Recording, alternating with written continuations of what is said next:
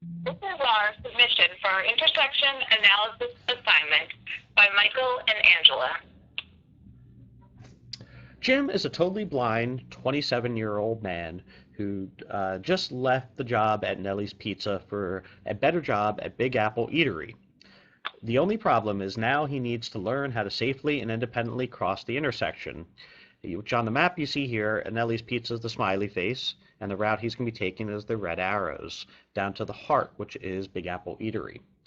He lives on the west side of Locust Avenue.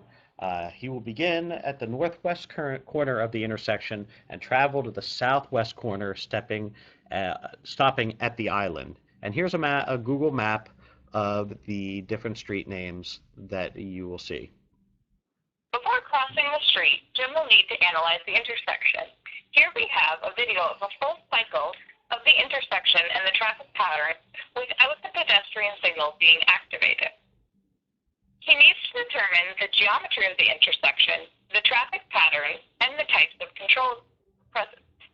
He is somewhat familiar with the intersection as he walks by it every day on his way to Nellie's Pizza. However, he has never had the need to cross it. By listening to the traffic patterns, he determines that it is a plus-shaped intersection that is controlled by lights with no consistent duration of each cycle. It is an actuated intersection, meaning that the volume of traffic determines the duration of each traffic signal.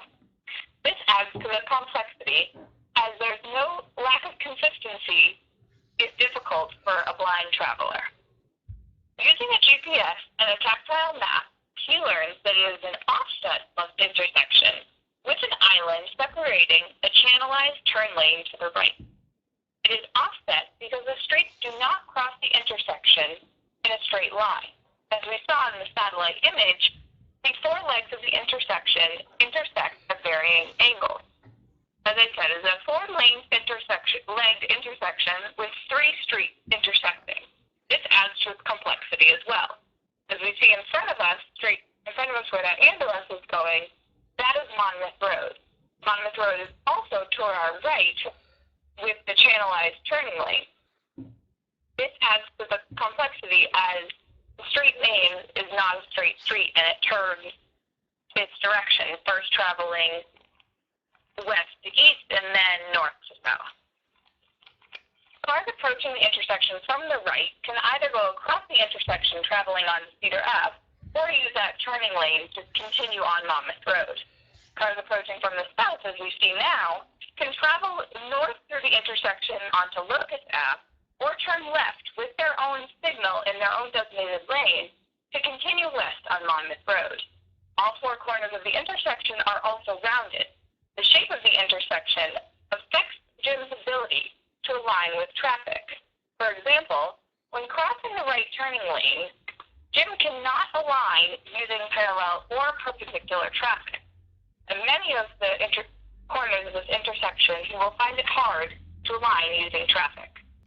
Once he understands the shape of the intersection and why it is important, he will explore the curbs. He finds that at all crosswalks there are blended curbs, making it more difficult for him to identify where the street meets the sidewalk. With blended curbs, he could easily step off the sidewalk and into the street. He notices, however, that this intersection there are detectable warning surfaces, truncated domes, indicating the presence of blended curb. Also, it is important to point out that while the detectable warning surface helps find the sidewalk, where the sidewalk meets the street, it does not aid in alignment, and it may actually confuse him. Here you see the pedestrian push button. He learns the location of all the pedestrian signal control buttons. This pedestrian signal control buttons are located at each corner of the intersection as well as on the island. Here you see the map with the green dots where they are indicated. The pedestrian signals are not accessible. However, they are necessary to locate in order to cross. A pedestrian will never be given an opportunity to cross without pushing the signal button. When the button is pushed, the pedestrian is in cycle. Depending on when the button is pushed, and the length of the time varies between pressing the button and when the walk signal. This inconsistency makes it more difficult for Jim to cross. When traveling down Locust Street, he will have to use many clues to indicate the proximity to the intersection. He can use the end of the shoreline of buildings, sound of traffic, and time distance from his house. After pressing the pedestrian button, he will have enough time to reapproach the intersection from Locust Ave, using the building line and straight line of travel to align correctly. So here you, okay, and crossing. In order to safely cross, Jim must use a blocker car and the surge of traffic coming from behind him south on Locust Avenue. However, the shape of the intersection makes it hard due to the narrow sidewalk. The building may mask the sound and the surge of the blocker car. We're going to take a look at that last clip you just saw again, and you'll see what happens here.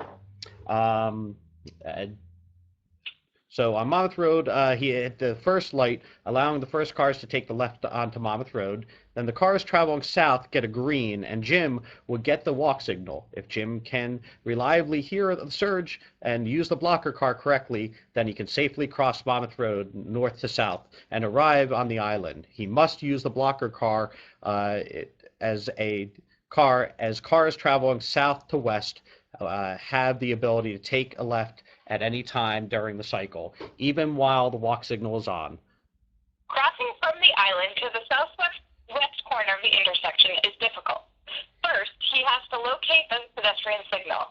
Then he has to align correctly, which is very difficult due to the traffic pattern. Although not always reliable, because he is familiar with this intersection and through repetition and familiarity of the island, he can use the detectable warning surface and edges of the curve to align, as he knows in this particular intersection they do help align him correctly. There will be no surge or blocker cars to use. He can listen for a car to be stopped at the light, but that might not be very reliable.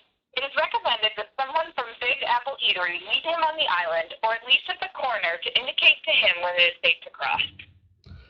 We thank you for watching the video.